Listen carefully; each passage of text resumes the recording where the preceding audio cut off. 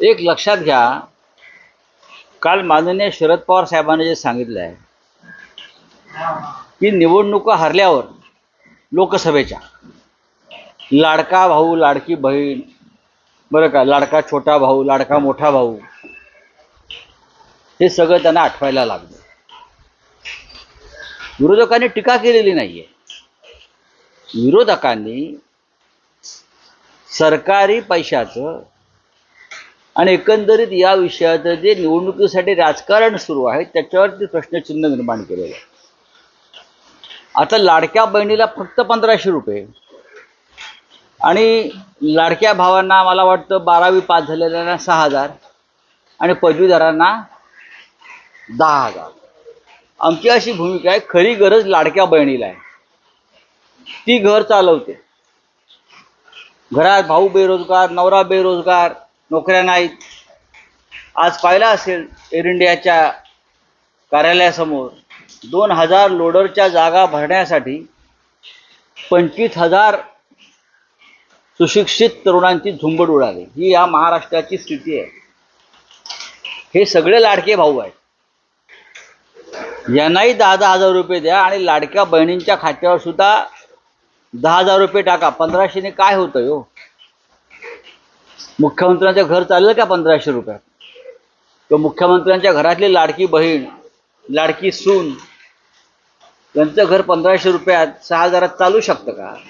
तर आमची अशी भूमिका आहे की लाडक्या बहिणीवरती अन्याय कशा करता करताय. लाडक्या बहिणीलाही 10,000 रुपये द्या, लाडक्या भावालाही 10,000 रुपये द्या आणि स्त्री पुरुष समानता हे तुम्ही या महाराष्ट्रात दाखवून द्या. हीच आमची भूमिका आहे.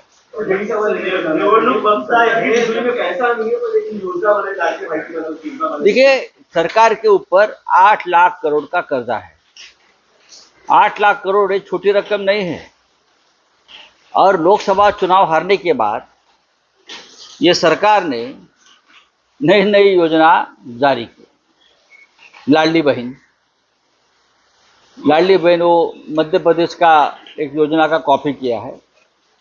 अब लाडला भाई को अब दे रहे हैं, जो 12वीं पास है उसको 6,000 रुपया, और जो बेरोजगार ग्रेजुएट है उसको आप दे रहे हो 10,000 रुपया स्टाइपेंड, और लाडली बहन को सिर्फ 1,500 रुपया. तो हमारी ये मांग है कि लाडली बहन को भी 10,000 रुपया दीजिए, तभी ये घर चलेगा उनका. और जो आत्महत्या चल रही है महाराष्ट्र में किसानों की, बेरोजगारों की, उस पर रोक लगे. सर, सरकार का एक सर्वे आया है, 1 महीने के बाद ये सर्वे आया, 7 बार के लिए है, और वहाँ पे भी महाविकास आघाड़ी आपकी जो है वो स्ट्रॉन्ग दिखाई दे रही है. किस तरीके से देखते हो सर? मैं क्या देखूंगा? ये लोकसभा चुनाव में हमें 10 सीटें भी नहीं मिलेंगी. ये महायुति के लोग बोल रहे थे. हमने 31 सीटें जीती है. 4 सीटें बहुत ही कम मार्जिन से हम हारे हैं. और विधानसभा चुनाव में भी महाविकास आघाड़ी, कांग्रेस, राष्ट्रवादी कांग्रेस शरद पवार साहब की और उद्धव ठाकरे साहब की नेतृत्व वाली शिवसेना, हम 280 सीटें जीतने जा रहे हैं.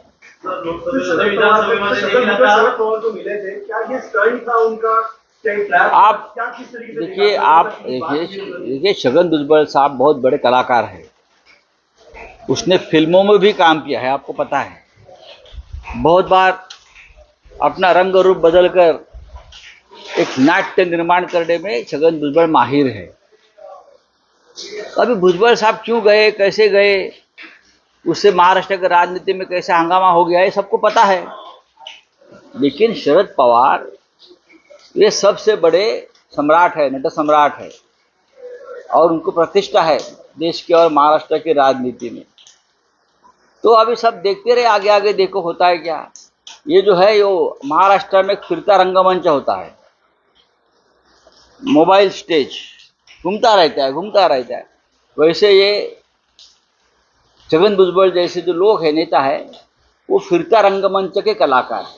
तर लोकसभेनंतर आता विधानसभेच्या जागेसाठी फॉर्म्युला ठरलाय शिवसेनेचा आपला. असं काही ठरलेलं नाही आहे. मुंबईत लढवणार असं काही ठरलेलं नाही. ही चुकीची माहिती आहे. आम्ही 288 जागांचं असेसमेंट करतो आहोत. राष्ट्रवादी काँग्रेस हे सुद्धा 288 जागावर चाचपणी अभ्यास करत आहेत. आणि काँग्रेस पक्ष सुद्धा 288 जागांचा अभ्यास करतो. हा अभ्यास तिघांचाही पूर्ण झाल्यावरती आम्ही तिघे एकत्र बसू आणि त्यानंतर आम्ही ठरवू की कोणी कुठे किती कशा जागा लढायच्या आणि जो जिंकेल त्यालाच ती जागा मिळेल. हे आमचं सूत्र आहे जे लोकसभेला होतं. विवेकच्या माध्यमातून आचरण होण्यात आलेले राजकारण ठीक आहे, ठीक आहे. एकंदरीत राजकारणाला घेऊन कुठेतरी अनुकूलता